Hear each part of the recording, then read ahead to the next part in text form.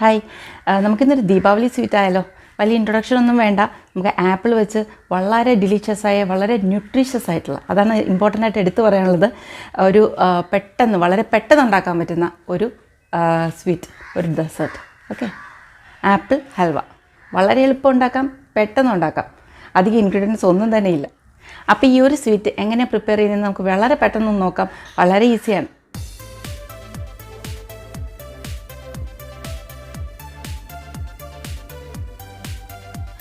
ഇതിനായിട്ട് മീഡിയം സൈസിലുള്ള 4 നല്ല മധുരമുള്ള ആപ്പിളാണ് നമുക്ക് വേണ്ടത്. നമുക്കതിൻ്റെ സീഡ്സൊക്കെ കളഞ്ഞിട്ട് ഒന്ന് മുറിച്ച് കട്ട് ചെയ്ത് വയ്ക്കാം. അതിൻ്റെ അത് തൊലിയൊന്നും കളയണമെന്നില്ല കേട്ടോ, പീൽ ചെയ്യണ്ട.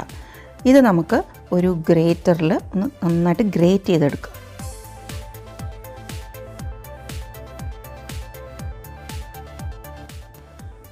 ഇനി ഒരു പാനിൽ 2 ടേബിൾ സ്പൂൺ വലിയ സ്പൂൺ നെയ്യ് ഒഴിച്ചിട്ട്, ഇതിലാകെ നമ്മൾ 2 സ്പൂൺ നെയ്യ് മാത്രമേ ഒഴിക്കുന്നുള്ളൂ കേട്ടോ. കുറച്ച് കാഷ്നട്ട്സും കുറച്ച് റൈസിൻസും വറുത്തെടുക്കുക. അതൊക്കെ നിങ്ങളുടെ ഇഷ്ടത്തിനനുസരിച്ച് എടുക്കാം. നട്ട്സ് കൂടുതൽ ഇഷ്ടമുള്ളവർക്ക് കൂടുതലെടുക്കാം. കാഷ്നട്ട്സ് തന്നെ വേണമെന്നില്ല, നമുക്ക് ആൽമണ്ട്സും എടുക്കാം. ആൽമണ്ട്സും റൈസിൻസ് ആണെങ്കിലും നല്ല കോമ്പിനേഷനാണ്.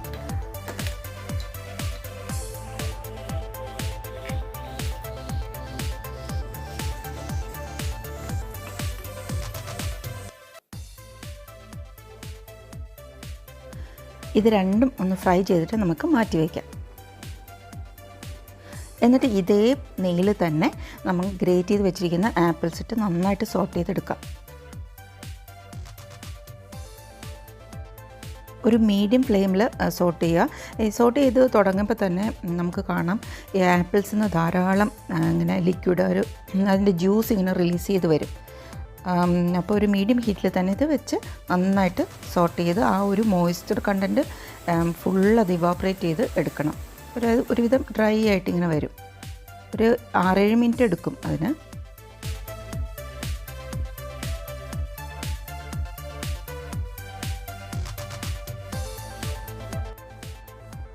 ഇതിലേക്ക് നമുക്ക് 1 ടീസ്പൂൺ സിനമൺ, പട്ടയുടെ പൊടിച്ചത്. എൻ്റെ കയ്യിൽ പൊടിയില്ലാത്തത് കൊണ്ട് ഞാനൊരു സിനമൺ സ്റ്റിക്കാണ് ഇടുന്നത്. അതിട്ടിട്ട് ശേഷം നമുക്ക് കുറച്ച് കഴിയുമ്പോൾ അതെടുത്ത് മാറ്റാം, അതിൻ്റെ ആ ഫ്ലേവറൊക്കെ ഇതിലേക്ക് ഇറങ്ങുമ്പോൾ. വൺസ് ഇതിൻ്റെ മോയ്സ്ചറൊക്കെ മാറി ഒന്ന് ഡ്രൈ ആയി വരുമ്പോഴേക്ക് നമുക്ക് വേണമെങ്കിൽ ഫ്ലെയിം ലോയിലേക്ക് ആക്കാം. പിന്നെ ഈ സിനമണിന് പകരം നിങ്ങൾക്ക് നട്ട്മെഗിൻ്റെ, ജാതിക്കയുടെ ഒരു ഫ്ലേവറാണ് ഇഷ്ടമെങ്കിൽ അത് ആഡ് ചെയ്യാം. ഇതിലേക്ക് ഒരു 1/4 cup sugar, normal granulated sugar ആയാലും മതി. പക്ഷെ ഞാനിപ്പോൾ ഇവിടെ എൻ്റെ കയ്യിൽ ബ്രൗൺ ഷുഗർ ഉള്ളതുകൊണ്ട് അതാണ് ആഡ് ചെയ്യുന്നത്. ബ്രൗൺ ഷുഗറാണ് മോർ ഹെൽത്തി. പഞ്ചസാര ആഡ് ചെയ്ത് കഴിയുമ്പോഴേക്കും ഇത് പിന്നെയും കുറച്ചുകൂടെ ഒന്ന് ലൂസായി വരും.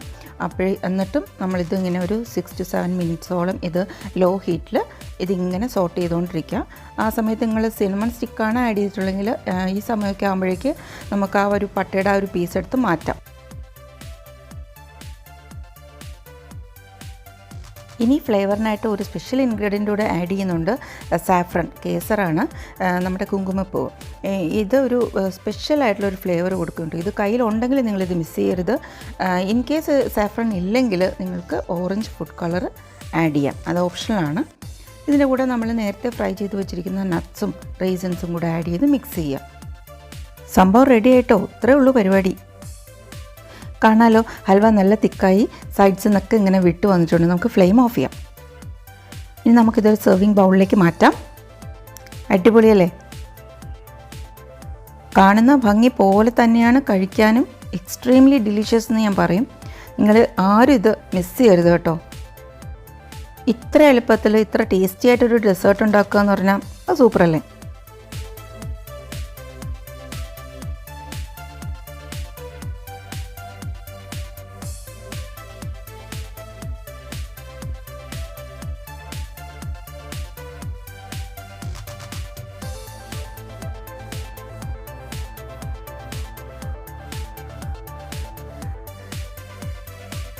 എങ്ങനെയുണ്ട്? ഇഷ്ടമായോ?